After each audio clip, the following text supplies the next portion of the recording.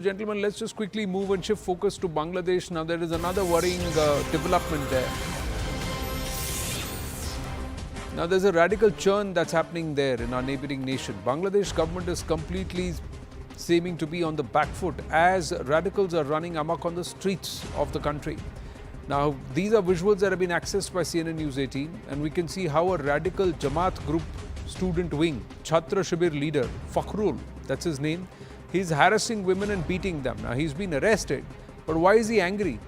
He's angry because they are not covered. They're not wearing a hijab or a burqa. He's publicly harassing women, and some of them Hindu women, in front of the police. That's what he's doing. He's doing it in front of the police. Only under pressure from social groups was this extremist element arrested. He's now been arrested only after pressure was exerted. Look at them. He's making them do sit-ups, holding their ears. He's making them do sit-ups with a wooden cane in his hand with which he will slap them, whack them. And these canes are being shaved so that when they slap, they leave behind wheels. That's what he's got in his hand. Now, it's not a pressure. It's not just pressure to don the hijab and burqa on Hindu women. But there's more. There's a devious conspiracy to convert Hindu girls that's taking place in Bangladesh. Dhaka University was forced to cancel a marriage event that was to take place in their main hall.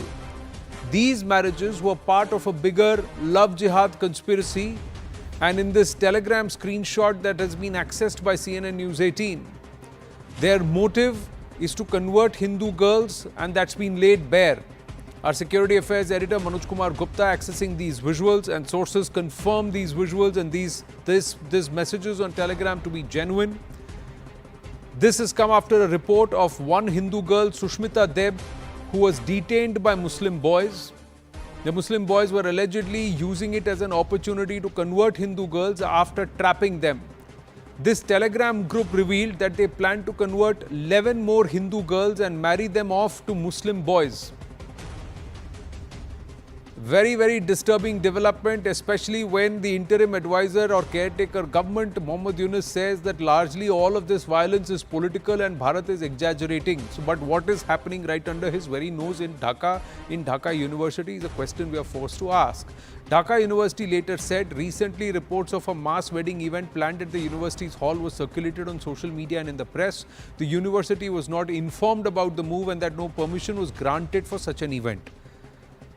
Anand Ranganathan, Sushant Sareen, Dushyant Sridhar, the university has not said that no such event was planned or that this message or this plan is fake. They said we have not given permission and this whole thing has been now cancelled. But Sushant Sareen, do we need to provide more proof to the world to show what is happening, what the agenda is? Anand, I think we need to provide more proof to our own people that this kind of nonsense is happening. But look, some of this is happening even in India as we speak. What have we done about it? Precious little, right? But when it happens, look, this has been happening for decades in Pakistan. We've never made a song and dance about it. It's now happening in Bangladesh even more than what it has been happening in the past. And it's happening in your face. Earlier, it was a silent genocide. Now it's a pretty visible genocide which is taking place. And of course, we always were saying when this whole so-called students movement or progressive upsurge people's movement, as you know, all these people call it, they even called Arab Spring something like this. We were always saying that, look, this is not as innocent as it all seems, that there is a far more sinister design behind it. Partly it was global politics, but partly it was local groups of Islamists who were jumping into the whole thing and were empowering, were giving the power to the guys who were carrying out the agitation. So now that they have a government which they think they can dictate, they're doing the kind of stuff which we are seeing on the streets. Sheikh Hasina was not exactly, a paragon of virtue when it came to secular issues. But nevertheless, this kind of nonsense was not as rampant as it has become today. The problem within India is that there are a lot of people, including in government, who say that, look, the Hindus, while we must raise our voice for them, but they are citizens of another country. It is their responsibility and that, beyond a point, there's nothing we can do about it. And to say that we will give them citizenship of India is not the right thing to do, because that means that we are going to denude that country of these Hindus, Yes. right? These will be countries which will be left without Hindus.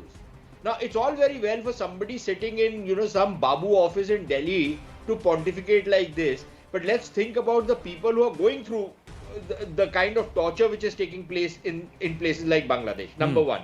Number two, for people to say that, look, it's the responsibility of that country, yes, theoretically it is. But these are not ordinary crimes. We are not saying that, there has been a dacoity somewhere, so we should bring that Hindu back to India. This is religious persecution of the worst kind which is taking place. And on this, if we are going to keep quiet, or we are going to be mealy-mouthed, or we are going to say that, look, our relations with this country are going to get affected, God damn it, your relations with this country are already going to be affected, whether or not you do something about it. Because the regime which is coming in these kind of places, until and unless you hold solid leverages, until and unless you can administer a degree of punishment, until and unless you can extract costs out of them, prohibitive costs, this behavior will not change. Now, does it take a rocket scientist to explain the dunderheads in government and in our so-called intelligentsia, which is a misnomer if ever there was one, of this particular reality? That until and unless you are able to exercise power, nobody takes it seriously. And we are not ready to do it. So that's the end of the debate. No, but in this case, why isn't it that if there is a nearly 1.3 million strong Hindu population in Bangladesh, why should they not organize? Why should they not consolidate? Hindus have the Hindu groups, whichever nationality, they have the ability to come together, form a group and express themselves. They've done so in Bangladesh in the recent past, even after this outburst happened, Dushyant Sridhar. Is it so difficult for Hindus to organize themselves and for them to allow this? Why should they allow this? Namaskaram Anand, namaskaram to all my fellow panelists yet again. Three quick points that I would like to make before answering your question. One, the holy rivers of Ganga, Brahmaputra and many such rivers meet the ocean in this beautiful land where the geography of Bengal and Bangladesh meets. And that's also the land that gave rise to great stalwarts like Madhusudana Saraswati, great stalwarts and acharyas of Gaudiya Vaishnavism. And today in 2024, we are discussing about bloodshed, conversion, forced conversion. That's the state we are in. And second point, Anand, when this issue of Hindus being attacked in Bangladesh came maybe 3 weeks back, and I spoke in a channel and that video was uploaded, it was taken away by YouTube stating that this is false news. That Hindus have been attacked in Bangladesh is false news. So that's the state we are in. And third, I agree with Sushant completely that just because we see Sheikh Hasina was in the helm of affairs in Bangladesh all these years, and then Khalida Zia and Mujibur Rahman, it doesn't mean it was a golden period for the Hindus. Just that it was not brought to a public light. If going by the statistics that Anand gave about the percentage of reduction in the Hindu population, all that has happened under their nose as well.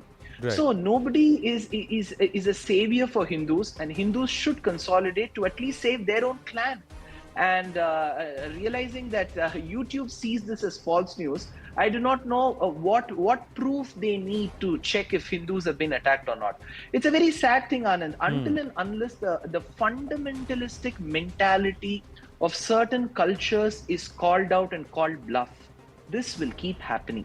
We will have to just keep blaming that it has happened here and there. Oh, you didn't see it. Do you have proof? All these Vartalapam and Vitanda and Vadam will happen because nobody calls what is the root cause of all these hate crimes and all these forced conversions. Nobody wishes to call. And if people do call it, even with the utmost respect, they will be given calls of the head will be separated from the body. As simple as that. Anand Ranganathan. Thank you very much for both Sushant and Dushyant for making very substantive points. I'd like to add a little bit here. At the risk of being politically correct, but goaded by my good friend Dushyant, nobody wants to say that. So let me be that. Let me drink that poison and color my throat blue. Look, Anand, let's be honest. There is no such thing as radical Islam. It is Islam. you are in an Islamic majority country at the mercy and discretion of those who allow you to not follow what Islam is, to not wear what is prescribed in Islam, to not behave what is prescribed in Quran. As simple as that.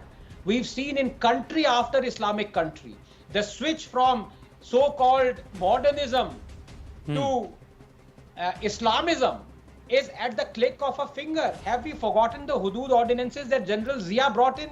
Have they been taken back by all the prime ministers supposedly more modern and more moderate than General Zia? No, because there is something called a universal law and there is something called the Sharia. And you always sooner or later bank upon the Sharia. So for you to say well-meaningly that why don't Hindus fight back? Are we reinventing the wheel here?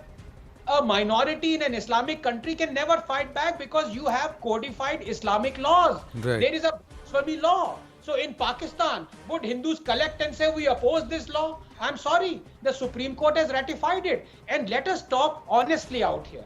A practicing Muslim who believes in the Sharia and every single word that there is in the Holy Quran is a good Muslim.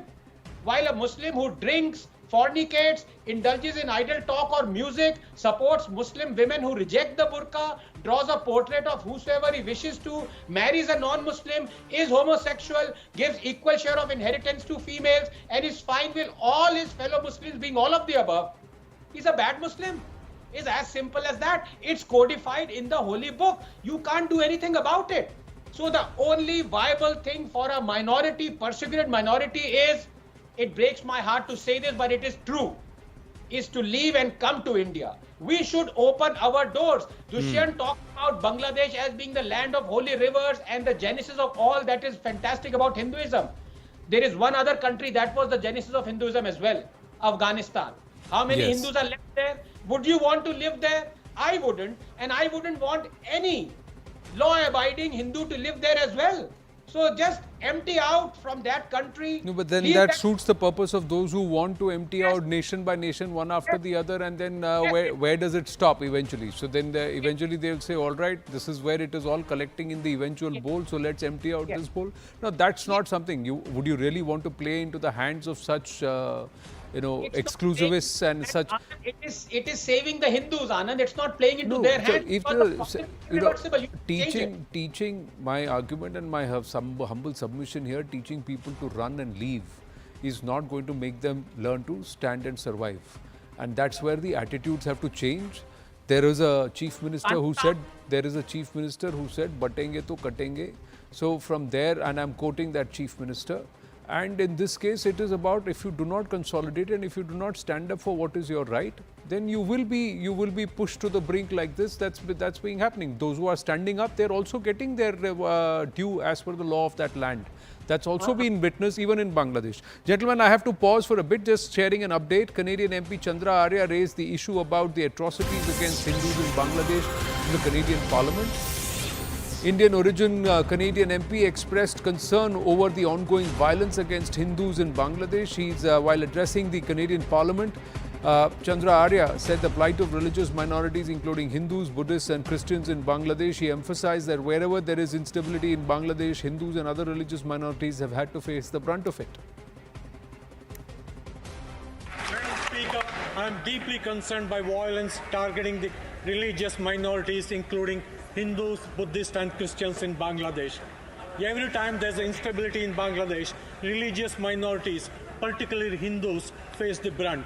They will be holding a rally on Parliament till next Monday, September 23rd, to highlight the current situation there. Well, even as we speak, it raised concerns about vandalism of temples in the US and treatment of Hindus in Bangladesh. There's Ganpati Visarjan with huge numbers that's happening in Canada. We've just got the pictures. We'll share it here on the News 18 network soon. For the moment, taking a very short break. Thanking all our guests on the first segment here on the Right Stand. When we come back, it's 100 days of the Modi Sarkar 3.0. And it is also Prime Minister Narendra Modi's birthday today. He turns 74. We speak to union ministers up next. Stay with us.